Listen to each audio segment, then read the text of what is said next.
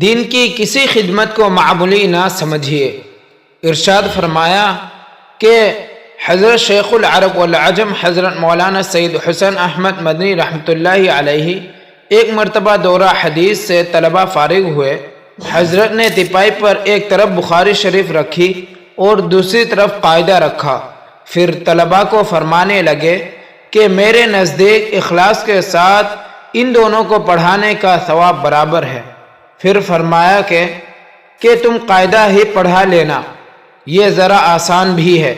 توجہ اس طرف دلائی کہ اللہ تعالیٰ کے دین کی کوئی بھی خدمت ہو اس کو معمولی نہیں سمجھنا ہے۔ قاعدہ سے لے کر بخاری شریف تک، مسجد کے جھاڑوں سے لے کر ممبر و محراب تک، اللہ تعالیٰ کے دین کی جو بھی خدمت کا موقع مل جائے اس کو اپنی سعادت سمجھنا ہے۔ اللہ تعالیٰ ہم سب کو اس بات پر عمل کرنے کی توفیق عطا فرمائے، آمین ثم آمین۔